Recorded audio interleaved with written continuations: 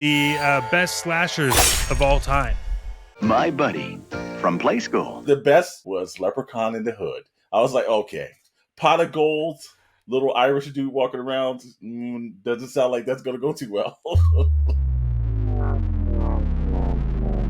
The Shadow Crew Podcast. Howdy, everyone, and welcome to a new and exciting episode of the Shadow Crew Podcast. You might notice that we are down one person. We'll let you guess. But hey, we're excited to be here. I am Chet Maddox. Welcome. We're happy that you've decided to hit play on whatever streaming service you're on. So thank you. And I am joined by the infamous Alexander Storm and Dr. Brantley again. Guys, I'm excited. We got a lot of great things to talk about today. And I'll be honest, you know, I kind of wish Chris was here to talk about a few of these. First off, how is everyone doing? You guys good? Oh, doing great, brother. Doing great. Okay. Living the dream. It's better than reliving the nightmares, I guess. Which, by the way, just a quick side note in wrestling, how great was the name American Nightmare to come up with for Cody Rhodes? Like, sorry, I think that's good. I gotta give credit where credit's due. Anyways, best of series, fellas. We're gonna get into the best slashers of all time, and I'm excited about this because I feel like there's gonna be debate on what we consider to be slashers. Mr. Storm, let's start with you. We're gonna do the guy who used the William Shatner mask that became evidently creepy from John Carpenter. We're gonna say Michael Myers. Yeah, baby, yeah. You think that's the best of all time? I don't know about the best, but he's up there though. He definitely has the best recognition for slashers, I would say. One of the first. Definitely one of the first. What about you, Doctor? Well, I remember seeing this movie for the first time when me and my sister were alone at home. Parents were out for the evening, and so we were watching on HBO, and it was the first Nightmare on Elm Street. And we were both scared out of our minds because we had all the lights off, and we're watching this. Nobody else is home. And then we actually heard something outside, and so we both got scared. And so we were freaking ourselves out and actually called the police. Freddy Krueger. One glove, 4 knives. That's all you need. Yeah, I mean that was good. I guess this is kind of where we'll. I'll just kick it off with whether or not these are slasher films. But I think I have two that I really only wanted to talk about because I think that they did something for me when I watched them. And I'll start with this one, American Psycho. I think they're undisputed masterpieces. Hip to be square. Yeah, I think that's a slasher film. You consider that a slasher film? Oh, yeah. Yes. Even Okay, on the good. poster, he's got the knife, right? Yeah. Huey Lewis will never be the same. No. Doesn't matter if the news is there or not. It's always gonna be the same. But that's one. You put that Patrick Bateman in the same way that you would put in like Norman Bates. You know, even though they're real, they're still slashers. They're still scary. They're still, you know, doing a bunch of horrible stuff. They're just not wearing like, you know, some form of a psycho mask or anything else on. Well, Norman Bates was a little different, but okay. A little bit different. And there's so many. But the second one I wanted to bring up was the first Saw movie. Jigsaw. Yes. Jigsaw's a slasher. Yes. Just the very first Saw movie. I remember going to watch that, and then it quickly became like a Halloween tradition because it was like every Halloween it came out with a new one. But I remember seeing that, and at the end of that movie, I lost my shit. And this is a spoiler alert, I guess, but shouldn't be because it's been out for so long. But when he just stands up at the end of that film in the middle of everyone's bullshit, I was like, nope.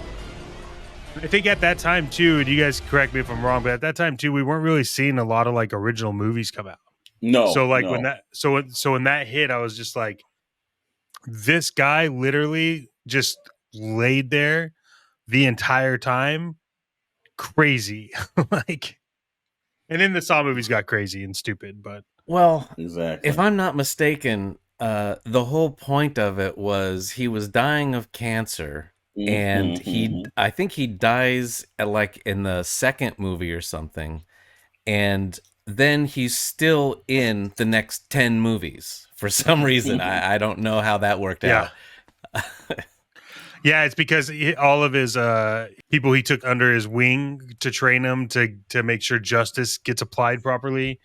And so that's how they get him in every movie, because they just use him as like flashbacks or like, this is what I learned from him. And it's cool. It's a cool concept. I think it's good, but it's a little it got a little played out. However, Saw 10 just came out. It did. September 29th. And don't forget the Chris Rock, what was that, Spiral or some stupid thing like that? Yeah. Trying to reboot the Saw franchise. I don't remember that. What is this? A couple years ago, they tried to make him almost like a True Detective kind of scenario in Saw, but it was called Spiral, and it starred Chris Rock in it as a lead detective. And it was a Saw movie where he was investigating Jigsaw, and it was sort of Chris Rock's idea for a reboot of the series, and it failed so spectacularly. That's why we have Saw 10 now. Wow, I did not. And you didn't even know it was a Saw movie, right? No, I didn't even know that. That's crazy. That might have been Whitefield's. Yeah. All right, well, we're going to go with anyone else. Since you did say Saw, I remember the movie that freaked me out when I saw it. Not as bad as to make me call 911. It's like, man, that'd be a fine nowadays for that one, Mr. Brennan. But it was, I remember when I saw it, and I thought to myself that it sounded real, because I have a bunch of family members from the South. And it was like, don't say his name 3 times out loud, Candyman. And I remember it kind of freaked me out. The honey and everything else was like, oh, that is a creepy dude. So I will say Candyman is pretty damn good character from a slasher film, man. And I hate bees. So I did not like that movie at all. Like bees coming out of the mouths and stuff like that. It was just like, oh, God. And not the remake, Tony Todd, the original. The original, yes. Wait, so do you like honey? I do. But the bees can go for themselves. Yeah. Okay. I had to look this up, but I guess that Spiral thing you guys are talking about was on Hulu. Yeah, I think it was briefly in theaters. Then quickly with probably Hulu. Yeah. Oh, really? And it might have been right around like that pandemic time where you could and could not go to theaters and stuff like that. So it didn't really get a great release. I don't know, because I actually remember seeing this now, and even if it like had perfect timing for releases, I don't think anyone would have gone. Correct. Yeah, no, I think it was bad. Sorry. He's probably not gonna be on the podcast, right? Is that no? It's not. That's never happening. Never happening. Dr. Brentley anymore? Oh yes. Now this is a family affair. It is the Voorhees family because, as you know, and in honor, we are filming this on Friday the 13th. Yes. But and again, spoiler alert for a 40-year-old movie. But in the first one, Jason drowned and was dead. Mrs. Voorhees is going around the woods killing all these kids because she doesn't like kids anymore. There was really no good reason. They'd had nothing to do with her son dying. But she hated kids, especially if they were screwing around. And so she was murdering people. Kevin Bacon included in that first one. Well, you never noticed about those films though is that each one of the major slashers, they like took like at least 2 movies too far into them. Yeah. Because I think when they did like what Jason in Space, I was like, okay, come on. I could believe he could go to New York, but Jason in Space, you kind of just took it too far. Well, I don't know about that because first of all, it was Crystal Lake. Okay, Lake. And somehow in Jason Takes Manhattan number 8, he got on a ship that made its way to New York. It's like, okay. water's a little strange, and New York needs a lot of it, you know. But I remember it like pushed too far. It's like when they take it, when the slasher films, it's like okay, where it becomes a slasher sci-fi. It's in space. You know, you pushed it too far. You pushed it too far. Yeah, it's like Fast and Furious 9, where they're in like a Mazda Miata in space. I think it's Pontiac Fiero. Is that what it was? Pontiac Fiero. Yeah, that's much more aerodynamic. It's the same. It's the same difference. Yeah. Pretty much. You know what is highly depressing though, Mr. Storm, is that you knew what I was talking about. Oh no! Believe me, if there was before the Mazda Miata, there was they called them a coffin car. It was the Pontiac Fiero, because if you got struck in that car, don't need to cut you out of it. Well, and the Fiero comes with all those body kits, so you can make it like a little expensive car. Exactly. Yeah. Look, expensive piece of crap. Yeah. I think we'd be remiss if we didn't talk about Chucky. Oh, yeah. Because like Chucky, at least from like my childhood, which was like shortly behind your childhoods, I remember specifically Chucky coming out and then looking in my closet, and like the Christmas before I got My Buddy, and I was like, what the My buddy, my buddy, my buddy, my buddy. Wherever I go, he goes. My buddy, my buddy, my buddy, my buddy. I'll teach him everything that I know. My buddy and me like to climb up a tree. My buddy and me, we're the best friends it could be. My buddy, my buddy, my buddy, my buddy, my buddy and me. My Buddy from Play School is in my closet. And I remember specifically watching Chucky as a young kid. And, you know, my parents were like, you probably shouldn't watch it. And I was like, whatever. And at the time I had to go to Blockbuster. We rented it. I was sitting there watching it, and then I had to go to bed. And my buddy was in my room on like my dresser. And I was like, not today, sir. No way. You are going in my closet. And I remember specifically taking that stupid doll, putting it in the closet, and then pushing my dresser in front of the closet. And then randomly just heard something at nighttime. And I was like, there's no way that this is going on. But yeah, that movie has an impact on my life.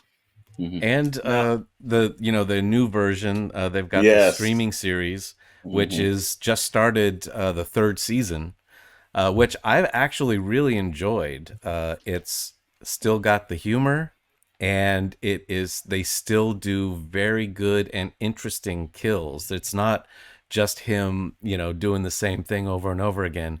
Chucky always has some interesting ways to murder people. That's exactly what the streaming networks need. What streaming network is it on? It's USA. It's Sci-Fi Channel. Okay, and I think Peacock. Peacock, yeah. Peacock, yeah. The least known streaming channel of them all. Yeah, but has all the good stuff. Yeah, but I think Chucky's one that we got to bring up. He definitely one that I was talking to Dr. Brentley today, and I was like, he's probably not going to be in there, but technically he should be.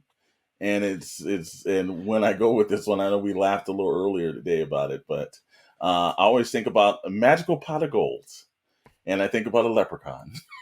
The Leprechaun series? Oh. And that was the series they did jump the shark into space on. Leprechaun in space. Yeah. But I remember the best one out of the trilogy, and you know what I'm about to say, man, was Leprechaun in the Hood. I was like, okay, pot of gold, little Irish dude walking around, doesn't sound like that's going to go too well. When Mac Daddy discovers a magic flute, that's all I want right here.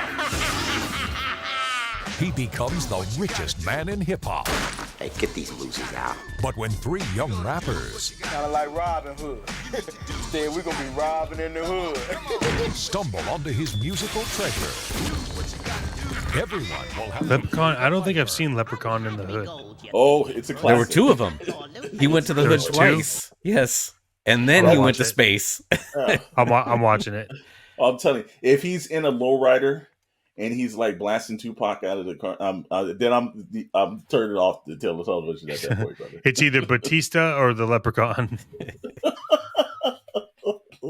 One that was legitimately scary and freaked me out just because of the way that it was shot and made is Texas Chainsaw Massacre and Leatherface.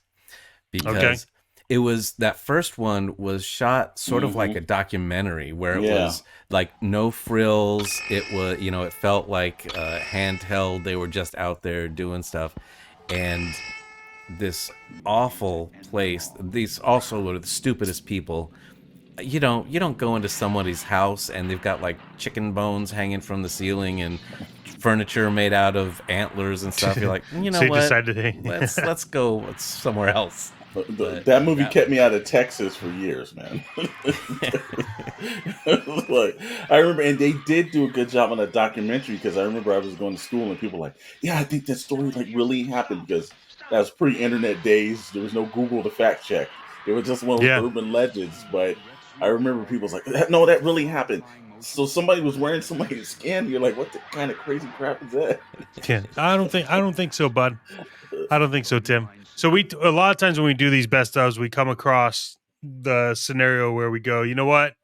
That just is like a category in of its own, right? Like we're talking, and like Keanu Reeves has like a category of its own. Mm-hmm.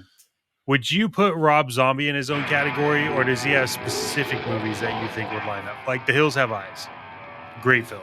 You know what? It's kind of hard because his movies are fairly unique. I don't know if you would categorize it totally as a slasher. It is horror though, but I don't know if you can totally put any of his characters, because I know he's had a couple of them that survived. I think it was the Devil's Reject. They did through several films or something.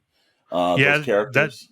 The Devil's Reject is my specific Rob Zombie movie that I would consider slasher. I think it's on the cusp, but I don't know. And that's the only one of his that I think is halfway decent. The other ones I don't think are really good. Even the Halloween ones he did are pretty bad. Oh, I wasn't a fan of the Rob Zombie Halloween. I was like, meh. Here's a funny story that one day we were going to compile into like a book of the conventions and things we go to. So we I think it's Hall H or something, isn't it, Julian? Yeah. Like I said, we're in Hall H, and we specifically go to see Rob Zombie's, because he's going to be at Comic-Con. He's in Hall H, and we specifically go down there to see the Halloween preview. And everybody's like, "All right, man." It's like, so Rob Zombie comes on stage, he shows the Halloween film, and we're sitting in the audience. We're like, "Oh my good Lord, this is terrible." Everybody's sitting around and people started clapping and we're like, what's going on? So then directly after that presentation goes, we're like, the next one, Frank Darabont. Oh, the guy that did Shawshank Redemption. We're like, all right, well, we're going to sit for Frank Darabont. So he comes on stage. He brings a couple of actors on with him and everything. Thomas Jane walks out and everything. And it's The Mist. And he goes, oh, yeah, there's this movie that's coming out and I'm directing. It's The Mist and everything. It's based off a Stephen King scenario. And we're like, okay, cool. So they show the actual trailer. People are sitting in the audience. And like, he goes, one guy goes up to the mic and says, well, I'm looking at the footage and everything. So what's this going to be on like TBS or like, TNT or something? And he goes, no, it's going to be a theatrical release. People started getting up out of their seats and walking out of the hall. And we were like, are you serious? We're like, seriously. And he said, no, wait a minute. You guys are watching this. There's no special effects in it.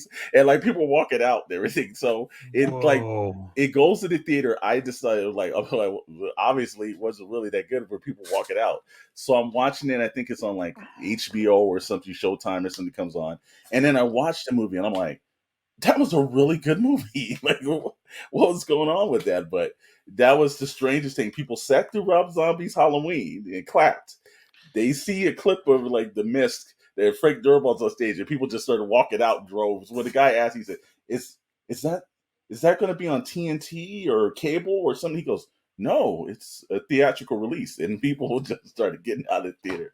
It was the craziest thing I've ever seen at Comic-Con, man. That's a bummer.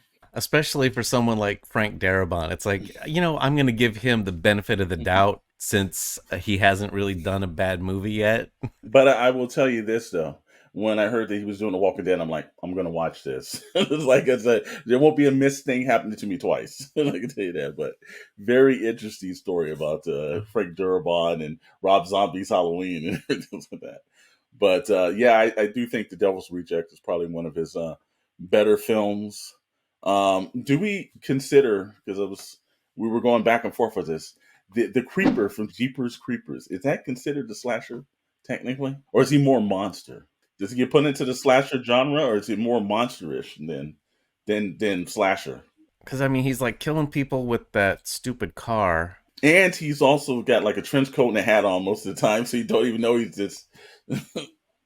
So that's always kind of gets me. It's like, does he fit? But didn't he have like a big sickle or something that he was killing people with? Yeah, he had a couple of things, man. The movie keeps going. I think they've done like 5 or 6 of them. He keeps going more unique every time I see it. But I can't really debate if the Creeper's technically a slasher or not, or is he more considered monster? That kills us. It kills us for the best of. I think it could live in both. Any other finals on this? Yeah, there's Ghostface Killer from the Scream movies, which is a different person every single time, but he is murdering people, or they are murdering people with all knives and stuff, but it is mostly slashing. That is true. That is. I always forget because what were the like mockumentary films that they did of Scream? No, the scary movies. Yeah, scary movies. That's why. Yeah, that's why. That's why I'm like, I don't know if Scream is, because I always confuse it with like the scary movies. I'm like, wait, no, that's 2 different things. It's like they just recently, like last year or something, did another version of Scream, right? Yeah, they did. Yeah, they did with what's it? Jenny Ortega. Yeah, Jenny Ortega. That's it. Mm-hmm. Yeah, I mean that's a classic. Everyone has seen a version of Scream somewhere, whether it was like funny or it was like the first one or the most recent one. Someone's always seen Scream. I guess in a way, like you could kind of like judge the best of series on if it's the best. Probably everyone's heard of it. Mm-hmm. True. Right. Mm-hmm. I mean, there's stuff we watch. It's like, well, no, that is the best, but then also like no one else has seen it. So True. Any other ones? No, I think we rounded out the series because no matter how many people we throw in the comments, somebody's going to tell us we're wrong. True. I think there's really only 3 or 4 at the top that are in contention. But I will say, Chet, that you didn't bring up, what was it, the Night Killer from Cobra with his special knife. Well, I can't bring him up every episode. Oh, yeah, you can. Come on. Okay, fine. Night Killer gets his own series. I mean, the knife is iconic. Yeah, the Cobra Files. I disappoint myself a lot, I guess, is what I'm trying to say here, Doctor. Awesome. Well, I think we can round that out. I would be interested to hear what people have to say. So if you have your own thoughts, make sure you're throwing that in the bottom of the comments so we can read it and tell you if you're wrong or not. But there's been a lot of news, and we talked a lot about toys before and kind of like finding the toys and Todd McFarlane toys. So what have we gathered from New York Comic-Con news? Well, so far, because Comic-Con's running over this weekend, October 12th through the 15th. Yesterday was the first day, so we're in day 2 of it.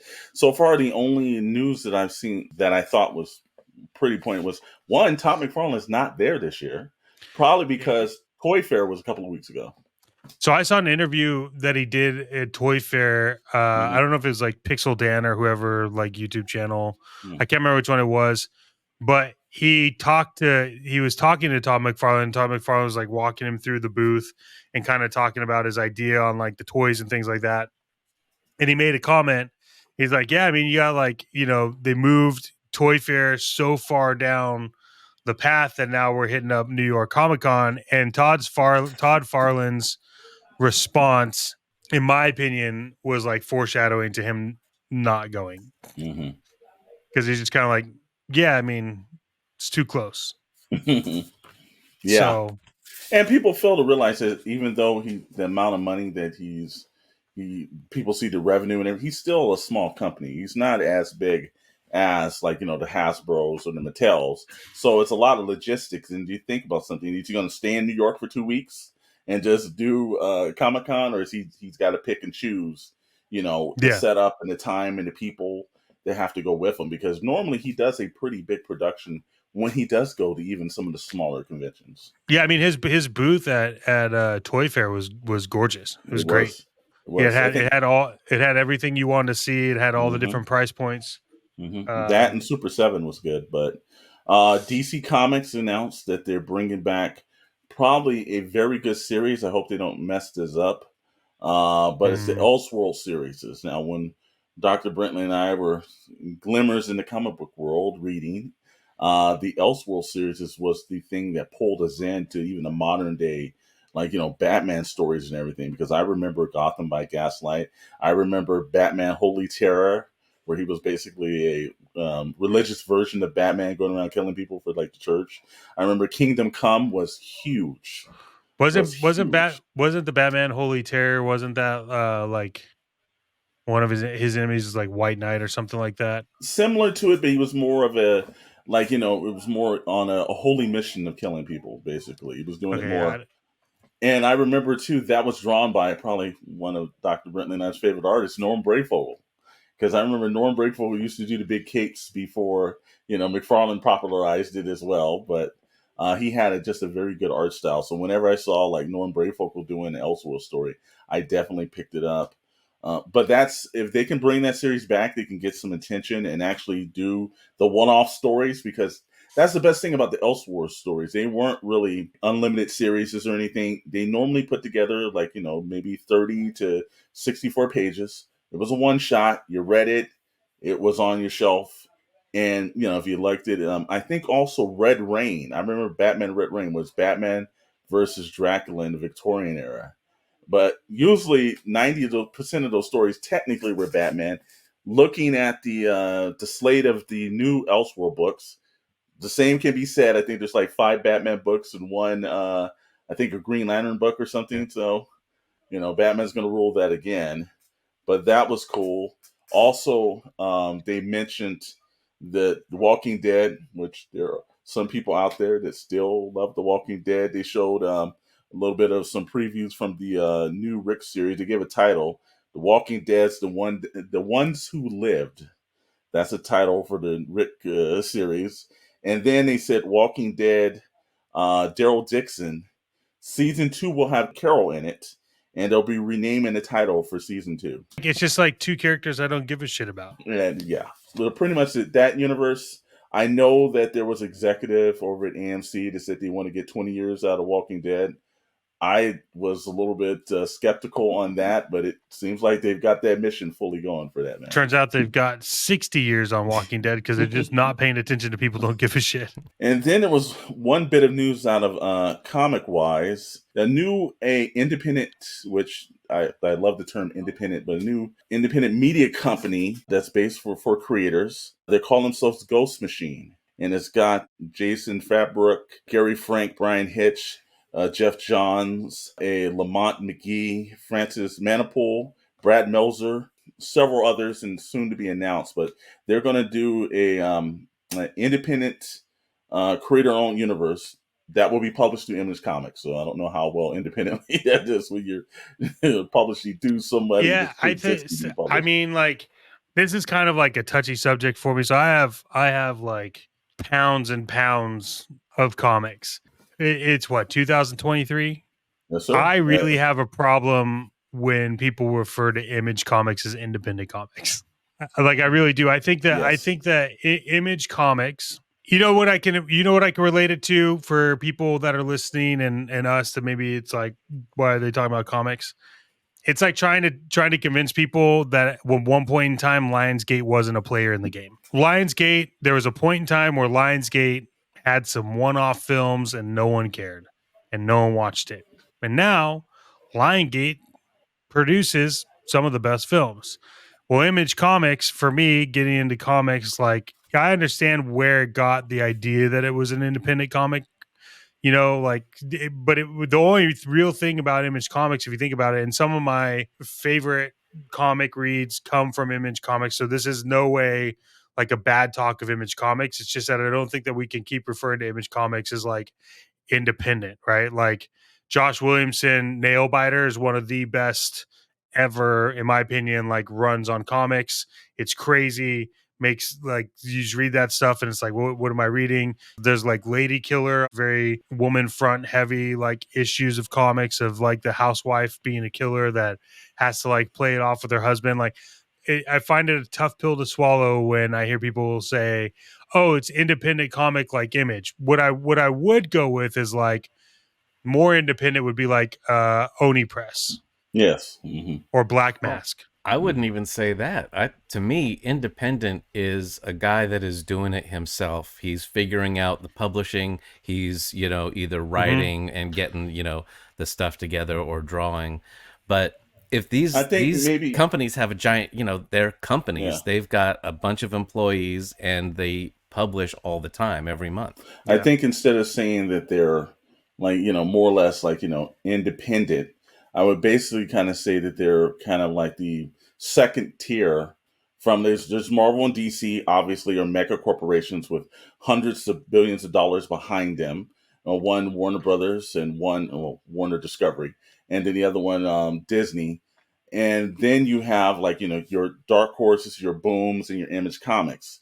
And the second tier. So instead of saying that they're like, they're independent, I would say, I'm trying to think of the term here for them, but I wouldn't necessarily say it's independent. I just think that they're like the second tier of like, they're not the big three, but they're probably in the big five, Mm-hmm.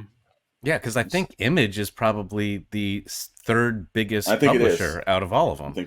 I think that and Boom, if I'm not mistaken, Boom is probably like number 4, somewhere around there. Yeah, Dark Horse. Boom is massive. Yeah. So, but yeah, I would think that to say that they're independent, no, you're not like, it's not like in the 70s where those guys was basically just, living and breathing on the books they were making. Yeah. They've got some pretty heavy starting power over at Image Comics. Yeah, the perfect example of like and this could be because I've been reading them for such a long time. If you tell me independent, I'm like, cool, let me see the Eastman and Laird effect. Exactly. Right? Like Eastman and Laird, $60 billion franchise from Mirage Comics in their house. Mm-hmm, mm-hmm, mm-hmm. That's independent. That's independent. That's about as independent as you get. Because now I'm still spending money on Ninja Turtles, and I read that shit when it came out. So that was like what, 88, something like that. So yeah. 86. Yeah, that I would give you your definition of that is absolutely correct. Eastman and Laird were passing pages through windows, and they were basically inking and doing everything, and they were living and dying on that book that just exploded. And I think that Image Comics, you had these guys that came down from Marvel and DC who decided to go on their own, and they seemed like they were independent, but one time they were. Well, they were. There's a difference between independently wealthy and starting books. Well, and I guess independently poor. I guess that's the thing too, because like at the time, like when Image Comics is forming, right, they all could still call in favors, right? And Eastman and Laird, like, yeah, they were good, but they were also drawing for like the newspaper, so they didn't have like the people that they could call in favors to, like anyone that kind of like stood up Image Comics. So again, my stance is still show me the Eastman Laird effect, and I'll tell you it's an independent comic. That's true. I will give you that definition on it. But anyways, we'll be seeing some of their work coming out. They have 4 shared universes in this, so it's going to be interesting to see what goes on. But right now, that's out of day 2 that's coming. I think we were getting ready to get into a topic that we were laughing about a little bit last week, and we were going over some cynical things about the Disney Plus shows that were starting to come up. And we had a little bit of news that hit the Hollywood Reporter and Variety and a bunch of other things this week. Apparently, Daredevil Reborn was halfway through shooting their 18-episode first season, and the executives up there decided to scrap 8 of the episodes that had already been shot, and they're going to redo the entire season. Apparently, it's come out that Marvel TV does not use showrunners for their shows. They 'Cause do why not not? have. They do not have series Bibles. So when we were talking about, like, it seemed like they kind of like run off the cuff on a lot of things. They were literally running off the cuff off everything. Now, out there, Dr. Brentley and I are pseudo screenwriters, so we sat in some of these executive meetings and everything. And everything that Marvel TV was doing is the one thing that we have been told hundreds of times, sitting in a meeting, sitting in a writer's room, you absolutely do not do. Well, it doesn't make any sense. Who writes a show without a Bible? Right. Apparently Marvel. but it's like there's like a saying, like, if you take like an executive from McDonald's, right? Mm-hmm. And then you put them into like a smaller franchise, like super small. Think of the smallest franchise, like California be like Tommy Burger, right? Mm-hmm. So Okay. you take an executive, like top level executive from McDonald's, and then tell him to go run Tommy's Burger. He or she still thinks that they have McDonald's money to with in Tommy's Burger, and you don't. Mm-hmm. And so, like, with Marvel not having showrunners and Bibles for their show, like, it's because they just piss away money. Like, and no one watches the crap. No one watches it because we're all watching it going like, this sucks. Well, we're starting to see why, like, when we were watching some of the shows. Now, look, WandaVision, they did that show without a showrunner. They did a pretty good job, Yeah. I thought the Winter Soldier and the Falcon seemed like it was a little directionless sometimes, but it kind of cleaned itself up.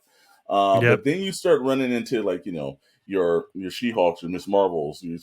When I heard about the She-Hulk thing, that they hired a bunch of writers and none of them knew how to write actual, like, law procedural shows. And I'm like, well, wait a minute. Why are they on She-Hulk? That doesn't make any sense. The title says She-Hulk Attorney at Law. And they were like, nope. And so now we're starting to see why the shows seem a little bit directionless, because technically they are. And they're just winging this off the cuff.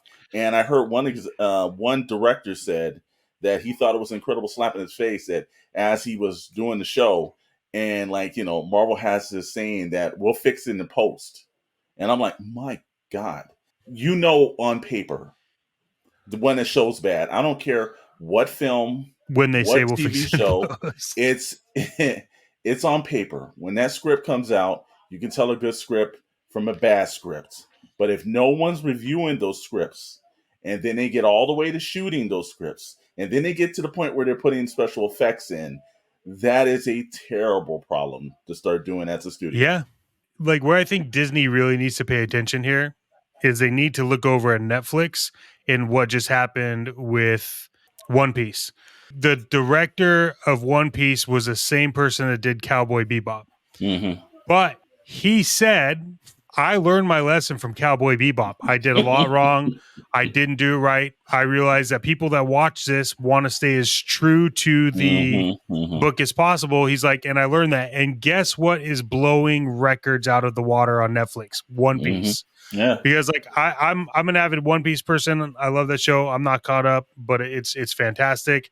And I watch it, and as cheesy as it is, like, as cheesy as some of the special effects are for One Piece on Netflix, there's a reason why that is, like, number 2 on the charts and blowing records out, because it's like, it's true to what it needs to be.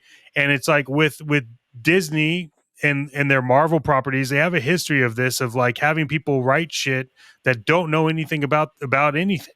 Right. Mm-hmm. It's the same issue I have with them trying to change characters and make them adapt to things and look for specific things. And that, I mean, that's a whole nother topic. I don't want to go off on that. Maybe we'll do that in the next episode, of, like, which characters Marvel should tap into to make money. Like, I'll just give you an example. If they would just get a showrunner to write a Mr. Voodoo, like a Dr. Voodoo series, it would blow up. It would absolutely blow up, and you would get a bunch of people do. But they have, no showrunners. They're scrapping 8 episodes of Daredevil that's already been shot. Like, what are you doing over there? You're just playing with McDonald's money at this point. Like, what are you doing? And the way it turned out is because of the writer's strike, Kevin Feige actually had the time, and he started watching what they had shot. right? And so because all production stopped. And so he watched like the first 8 episodes in the footage. It was like, this is garbage. This is awful. We got to stop. But see, that's the reason why you have a showrunner. Because a showrunner before, again, like I said, for all the people out there that don't know how Hollywood works and everything like that, it's normally you can tell on paper when something's terrible. And showrunners like, no, they go through multiple rewrites of pilots constantly. Sometimes some shows take years to develop because they're like, we can't get this script right. So let me ask you to this then, because you're in that side of the business a lot more than I am. What is like one of the most recent series you know of that's had a showrunner that nailed it? Well, I'm not a avid watcher of this show, but Yellowstone, Tyler Sheridan. That's a good show. He is the singular vision behind that whole series. He writes just about every episode, right? Almost every. And, he directs a ton of them.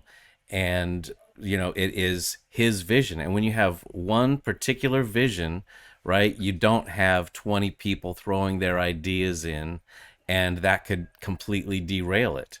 WandaVision, the reason that was as cohesive as it was is because there was one director. I think it was Matt Shankman.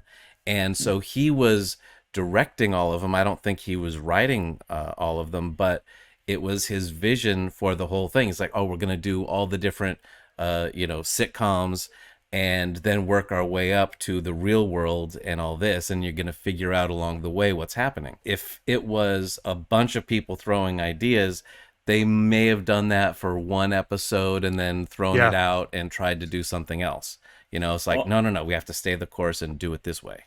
I'll tell you the singular point. You're right with Yellowstone that worked up until the 4th season, and then ambition and time started catching up to him, and then you started to see things like we're almost 6-7 months removed from there was supposed to be 2 parts of Yellowstone, and so sometimes singular visions do work, but I think the showrunners are vital to shows because they're going to keep it moving. They're normally the head writer. They've been down this game before. They know how to move pacing and get a writer's room to work well. And they, in hand, are the assistant to the directors of the vision. And when you just have somebody just like, all right, here it is. There's a couple of scripts that's great. Guys go out and shoot it and everything, and then there's no vision that's being kind of put into it. And the people are like, because there's been times where we've watched certain Marvel shows, and we're like, why does this show seem like it's rudderless? And when I saw that report came out, I was like, oh, okay, now I understand why it made sense and why the show, Secret Invasion should have been big, but it felt like there was no one at the helm. Here's an important question then about Marvel. Why were all the Marvel live actions on Netflix better than Disney can produce on Disney Plus? Because they had showrunners and they had writers' rooms. And Jeff Loeb was behind it. And they had people that gave a shit about the lore and about the history. Like, I'm going to tell you right now, The Punisher, the first season of The Punisher on Netflix, you literally couldn't. I don't know if they could have done it better. No, just how it was. It's the same with Deadpool. I know that there's problems with Iron Fist, and I know like Luke Cage, but I love Luke Cage. I think that was a great series, but it doesn't matter because all of those, take even the worst one in Netflix, and that all those ended up being way more watchable than any of the shit I'm watching on Disney Plus. Well, because in fact, if I go watch them on Disney Plus, I'm like, yeah, you should give this shit back to Marvel. You should give it back to Netflix. They had a television executive that had been around for years that was guiding them, also a film executive as well. They had people that were proven in show running and how television's done. And, you can look as much as even with the Agents of S.H.I.E.L.D. I know it got kind of kooky at the end, but there were certain points, the first couple of seasons were great show. Classic television show built in the same way. And, I think now we're starting to see that the cracks, and I just can't believe they spent that amount of money. And especially when you have actors and people on the set for weeks shooting episodes and everything, you say, well, we're going to scrap 8 episodes. So now you're going to have to go back from the beginning and reshoot now an entire 18 episodes. That is crazy. So I guess the question is who's going to do it faster? Is it going to be Disney with Marvel, or is it going to be Paramount with this new Star Trek announcement? Again, we talk about the two things you never want to hear is we're rushing into production. Yeah, we're fast tracking. They're like, wait a minute. How do you fast track something in the writing stage? This is the problem. How do you fast track not only something, but something that requires a crap ton of CGI? Like, let's be real. Like, if the CGI is not good on Star Trek, you don't have a ship. Like this is the problem we were talking about. I think a couple of weeks ago. Everybody's trying to do an arms race in streaming. Who can be the first to get something out? Who can be the first to put something done? Instead of when streaming first started, the reason why Netflix did well was they were concentrating on quality of the stuff that we're putting out. Not quantity, yeah.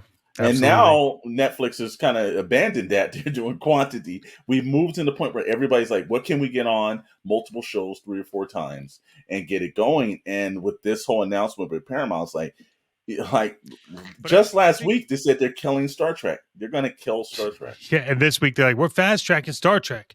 But so my opinion is that Netflix was kind of strong armed into having to do that style, though. When in reality, if Netflix sat back and realized that they were just the king of the game, I don't think they would have needed to put out such crap content because they were racing. Everyone was racing to it. But now you have all these other streaming services trying to like offload their content to other ones because they can't afford to keep it running. And you really have like Netflix is they're kind of at this point, in my opinion, a little too big to fail in terms of just like the streaming side of it. But then you also have the underdog, which is Amazon Prime, which is just sitting back being like, I'll just use my Jeff Bezos money to grab that series rights. I'll grab this series rights. I'll grab this series rights. And if you're an Amazon Prime member, you're just logging in and watching all this crap for free. Eventually, in my opinion, it's going to be like Netflix and Amazon Prime. I do think that's going to happen. I think that the studio model that we've shown, especially since the writers and all this stuff that happened through the summer, now we're starting to see, again, all the models of how studios were built upon. They actually had something on CBS or on ABC or on TNT or something, and that's how revenue came back to them. And putting things on their own streaming service. And now most of these streaming services done the smart move where they've absolutely went ahead and started putting up advertising tiers, which they should have started with that in the first place, because that's how you generate revenue. Now these people with MBAs are sitting in their high offices getting $21 million a year bonuses are realizing, wait a minute, this is a business. If we don't make money, we don't have it recuperate back in, how can we make product? Yeah, but on the backside of that, if you do an ad for like Hulu as like an actor, right? And you're in that ad, now you have the problem with the fact that like Hulu can run your ad as many times as you want and you don't get residuals off that. Well, I think they tried to rectify some of this with the I think they did, but I have a really close friend, and he's a great writer. He's done a lot for like Fairley Brothers and stuff like that, but his wife is like an actress, and I remember I would see her face on Hulu like every other ad when I had the ad thing, and I was like, how, like, are you making like money on this stuff? Because like we were talking about this back and forth. She's like, no, I signed like one contract and then they can run it as much as they want. And I realized that if I just got paid every time they ran my ad, I would be making a lot of money. So I think that's the way it used to work, is people that got commercials back in the old, when it was only 3 stations. Yeah, VHF and UHF. Well, no, ABC, CBS, NBC, but well, I'm talking about the radio waves you could watch it on. But it's like you got paid every time the ad aired. It was a tiny bit, but if it was a huge hit, like the Life cereal, right? Mikey, he likes it. That kid got rich because he got paid every time that was on, and that commercial lasted for probably 15 years. Oh, way longer than that. That was like 1995, eating a bowl of cereal. Yeah, I saw that commercial. So that kid, that was for the 1970s. I grew up and didn't realize that had come out before I was born. Yes, yes. And I was born in 81, so I was like, wait, what? This was like 10 years older than me. So. 3 commercials that ran like that was the Charmin commercial. That guy made a fortune. And it was the Maytag Man. It was like, the Maytag Man was crazy. Yeah, that went from the 50s to 60s to 70s to 80s. That was like Maytag. And the Vitameatavegamin girl. Oh, wait, no, that's Lucille Ball, my bad. It's so tasty, too.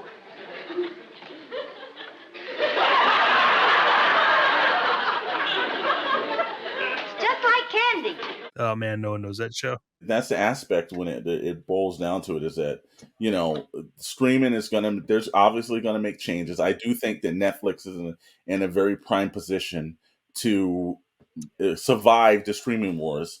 But yeah, don't sleep on Amazon Prime, because Amazon Prime's not dumping a whole bunch of stuff out. No, they're keeping it. They're methodical with what they're doing. They're not in an arms race with anybody.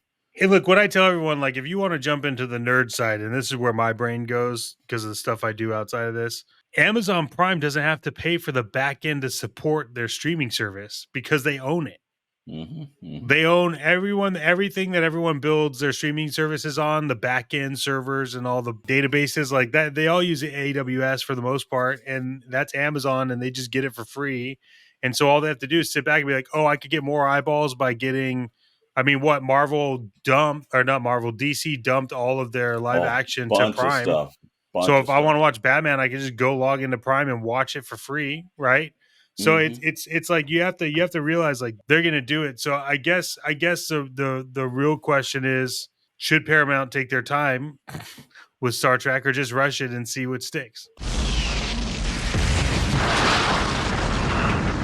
I think they should take their time, but also, just like they just announced that earlier last week, I believe, that Prodigy will be heading to Netflix now. I think that it's a point where they needed to say Paramount Plus is not working. There was an executive actually that said they had done an independent audit, and they said you should dump Paramount Plus because you're losing so much money. And I think that they should actually go, like, same thing like Sony does, just send your stuff to a Netflix, and start getting your residuals and money back. And actually, Netflix doesn't make money if people don't watch the stuff on it. Yeah, well, I could tell you, if you want to bridge this gap really quick, Sony, when they released like God of War on Steam, made more money from that game on Steam than they did on PlayStation. And so if you really look at it, like, if you haven't been around to be the name brand, right? Like, Steam has been around forever. Like, Apple tried to buy Steam, they gave them the middle finger. Sony's like, hold on, if we just release our games on Steam, it costs us zero money at this point because it's just a file. And so if they pay $65 to buy it on Steam, that's $65 profit, right? Obviously, they got to pay residuals for everybody that's been involved in it, but at some point, it's just free money you're giving away. And they made more money by releasing their games. So now you have to wonder, like, Sony is like, well, let's just go back to being like a software company and releasing really good games on like other platforms and making money. And it's the same thing as, like, Sony owns the rights to Spider-Man. Let Marvel play with it. They put Spider-Man in a Marvel movie and it blew up. Instead of them trying to do all the other things with, like, Tobey Maguire, like all that stuff. So I think there's a we're at a tipping point where people need to understand, like, Paramount, you shouldn't rush Star Trek, but give it to another streaming service that could put the time and the love into it and make a shitload of money. Yeah. I think the changes are coming, especially now that the studios collectively lost their behinds over the summer. Yeah. There's reckoning that's coming. Like I said, the Discovery Warner Brothers thing, which I thought was absolutely a crazy move for them buying. I'm like, that's not going to work. And the first thing they did was dump all their content onto Amazon Prime. So it's a smart plan, I think, to basically get it back to the model that's ran for almost 60 plus years. Put stuff on, have commercials, get profit, keep making stuff. So I think the streaming wars is winding down, and we're starting to see the overall losers in that. And part of it is, I saw something today that was saying in about 2 years, they think Discovery is going to sell off Warner Brothers to Universal. and they're just going to shut down Warner Brothers essentially, or Universal is just going to take over and I guess have two giant studios in LA. Well, Warner Brothers went to shit when AT&T bought them. Yeah, they did. Yeah, it was a terrible mistake. That is just like Warner Brothers was like hemorrhaging money, and instead of being like, whoa, hold on, like let's pull back, right? We have this big catalog of comics we're not doing anything with. Like they just were throwing stuff out and panicking, and no one cared because AT&T, like they don't care. It's AT&T. Is whatever happened to, the business model if you don't buy a business unless you know it? It doesn't exist because everyone, they just want a cash grab of everyone's it. Right? well, I can, I come from technology. Of course I could do entertainment. Like there are two different scenarios. Doesn't work. Yeah, it's like if you want to buy Warner Brothers, you should figure out how you're going to make DC Comics massive. Like if you don't realize that your cash cow is DC Comics and you buy Warner Brothers, you have no place in the business. If I had the money to buy anything I needed or anything I wanted at this point, I would go in and just buy the arm of Warner Brothers to get all of the rights to everything DC. And I would find these nerds that are producing great content on YouTube to try to get famous. And I would make them direct films for DC Comics because they would love it. And it would probably be pretty freaking epic. But they're buying this stuff and they're not giving it to the people that could like change it because they're just worried about their investment, which I get it. Right. You don't buy a company to lose money, but at the same time, like, like you said, know what you're getting into. They're not using it correctly though, because all they do is remake Batman and Superman, and that's it. But they've got such a big catalog. It's been around for 30 years longer than Marvel. And the best example of what you're talking about, which I'm glad you brought it up, the best example of that was Constantine. Amazing show. It was an amazing show. I'm not talking about Keanu Reeves because that Keanu Reeves. No. Here we are. He's our thread through everything. The dark horse. But I'm talking about the Constantine show was fantastic, and then they canceled it, and I was like, this makes zero sense. I have no idea why you canceled Constantine because he smokes on screen. Because he's kind of like got a chauvinistic attitude. Like, I don't understand why we're canceling this guy here. But yeah, there's so much great content in there and they don't use it. And they're like, well, I don't know. Like, it's like, well, because everyone's tired of seeing Batman. Like, I'm sorry, but like, I love Batman. Batman is like one of my all-time favorites. But like, can we do like a different version of Batman? Can we get into like true Detective Comics Batman and stop trying to like play the sad boy Bruce Wayne parents died? Like, can we just get into the fact this dude's intellect is beyond anybody else's? And like, I would do stuff like some of the Elseworlds. That would be great as one-off movies, right? You can cast a new Batman for this one particular thing that he's good for. You can do all those interesting things. Like Marvel took a chance when they started, it's like they started with their main characters, but then they went into Guardians of the Galaxy, which normal people had never heard of. And no one heard of it. So and James Gunn had a passion for it. Yeah. And they just need to find those people that can connect with the DC characters that people haven't heard of. So you bring them out so people do hear of them and make that their new favorite character, Yeah. And speaking of that gives us to a great segue with the Guardians of the Galaxy, but it's a terrible segue too. This week, we lost a comic legend. Keith Giffen passed away at age 70. Speaking of Guardians of the Galaxy, this man was the co-creator of Rocket Raccoon, which is a fantastic character. The creator of Lobo, which soon I believe Jason Momoa's going to be Lobo in the new DCU or whatever they're calling it. And then he was also creator of a film that I'm kind of glad that came out this summer. And I know we kind of didn't think it was too good, but I'm glad that he was able to see it at least. He is the co-creator of Jaime Reyes, the new Blue Beetle. So that's a heck of a send-off, but we lost an actual comic master, a person. I was reading something from the owner of Boom, Richie Ross, and he had a beautiful tribute to Keith Giffen. He basically said that the whole entire reason that Boom exists is because of Mr. Giffen. And it's sad when we lose these guys. But I'm so happy that he got to see his characters on the screen. Chances are, unfortunately, I don't know what deals he got in the background. I pray that it was something that was divisive. I didn't hear anything from any of his family members or anything directly from him that I can remember him being a little bitter about it. But I'm hoping that he got compensated well for the great characters that he created. And it's a shame, but at age 70, we lost a master this week. He's also part of Justice League. Yeah, Justice League International. Mm-hmm. Yeah, which is big. If I'm not mistaken, Doom Patrol. If I'm not mistaken, I think he was the one that wrote the story where Batman punches out Guy Gardner. If I'm not mistaken. Yeah. So, it's a shame when we lose them. We're losing more of these masters, these guys that were purely the artists from the days when they used to knock out 30, 40 issues, when they were basically working for two companies. They were in the trenches. These guys were designing things, not for the part of it moving into one media into the next media. They were worried about how to make the best comic books out there.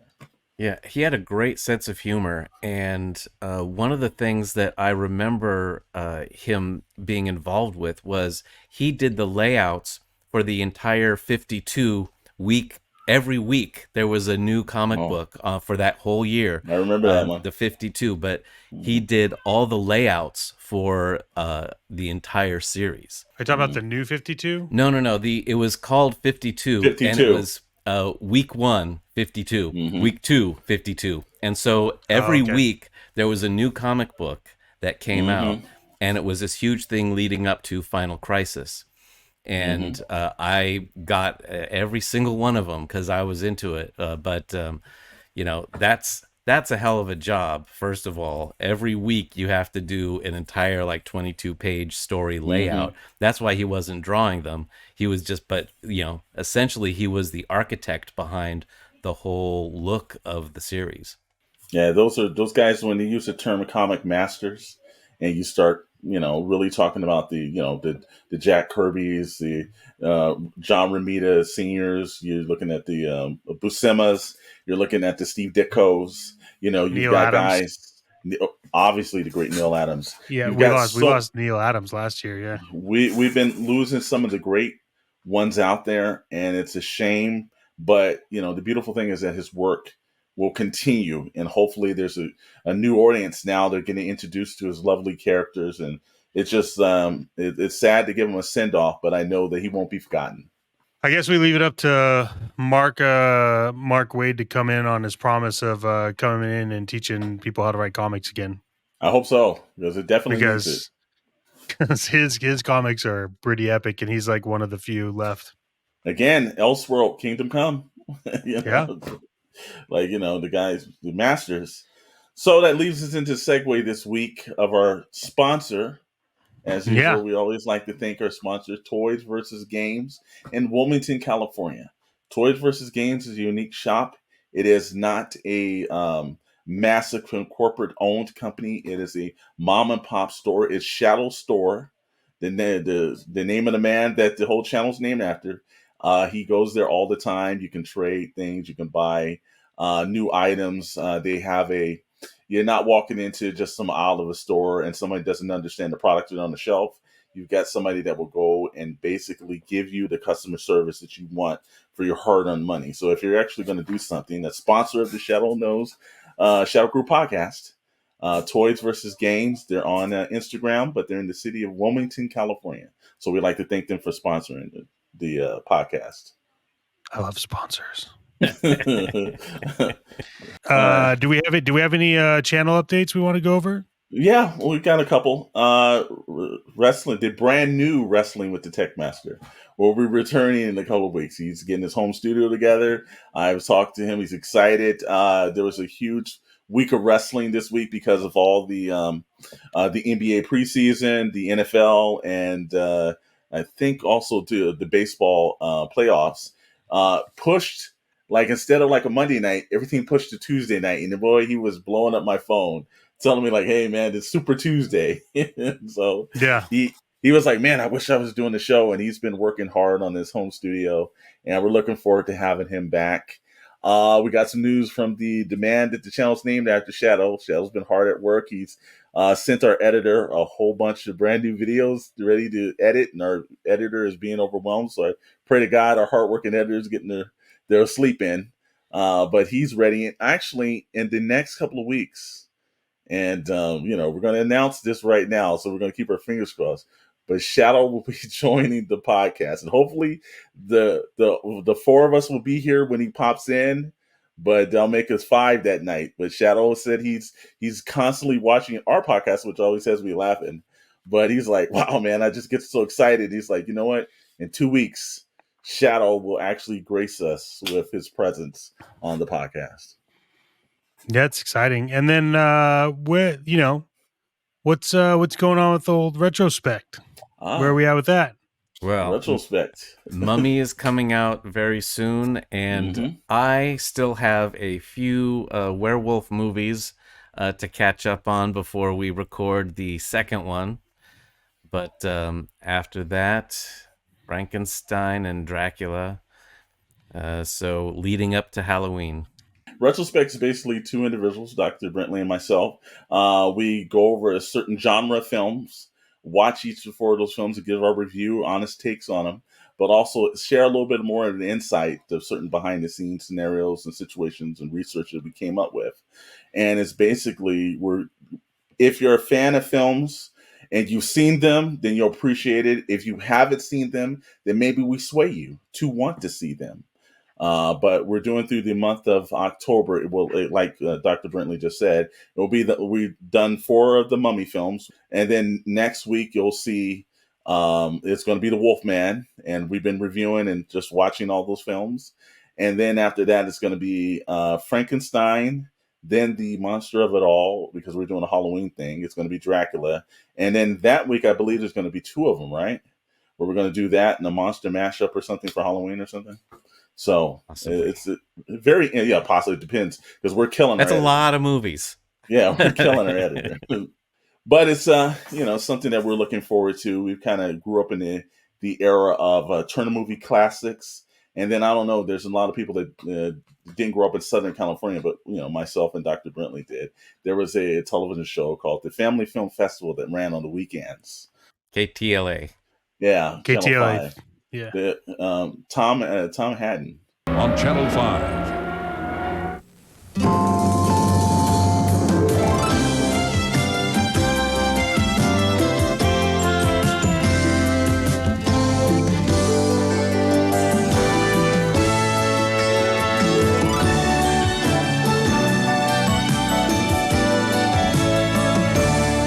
Hi, everybody, and welcome to a visit with the Munsters, the original gang of cheerful ghouls from the first go-round on television in the 1960s, and their very funny jump onto the big screen called Munsters Go Home. We used to run those shows, and I remember watching them as a kid, and that gave us the idea to do the retrospect. So we wanted to kind of do a classic version of that. And my favorite, I grew up watching Elvira.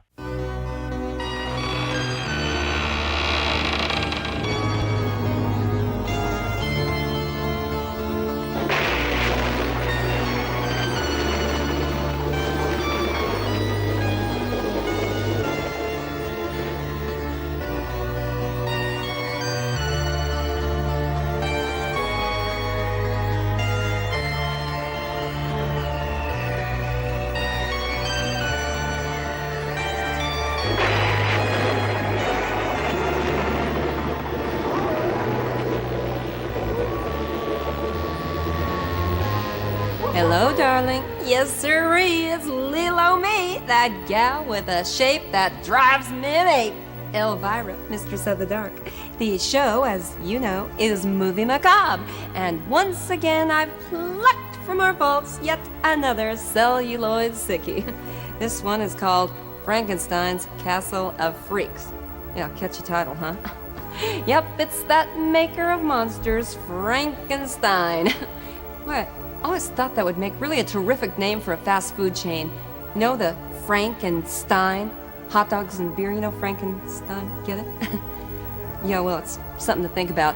And something else the advertisers would like you to think about are these little pearls of wisdom. They're commercials. On the weekends. I loved, just because she always had something snarky to say about these awful movies, but I loved watching these terrible movies because it made me feel like, hey, you know what? I could do this. Yeah. So then I guess the question is, are you going to buy the NECA Elvira? Probably not. No, okay. What if she dresses up like Indiana Jones?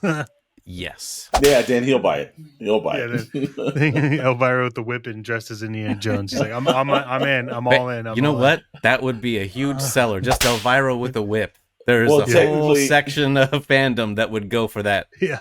If Elvira was around, she would have done that on one of her Saturday night shows. That the Kingdom of the Crystal Scrolls. She would have done that one. I would have paid money to see Cassandra Peterson do that one. Beautiful show. There was so much good TV back then. It was, yeah. And eventful television. There's a lot of people fail to realize that, I'm sure not just in our neighborhood, because I know there's a whole bunch of independent channels all over the United States, and everyone in their own little region had their own versions of them. But those were guys that just did it for mostly, they weren't like they were getting paid a lot. They were doing it for the love, and they left a really good impression on people. Yep. So, it's nice to see it kind of like, now living on through like YouTube and other independent processes, that are way less expensive to do than have an entire, because, they were shooting things in the studio, having a bunch of people had to get paid to do that kind of stuff. So, but now, with the magic of YouTube and other platforms, the same thing's being done at a fraction of the cost. So it's really nice to see it kind of return back in that way. And we're happy to contribute the retrospect to that kind of thing. Maybe someone gets inspired by the stuff that we do. Well, I'm excited. I'm excited to see it. Obviously, I'm banking a bunch of videos and editing a bunch of videos myself of the Reeboks and Unbox.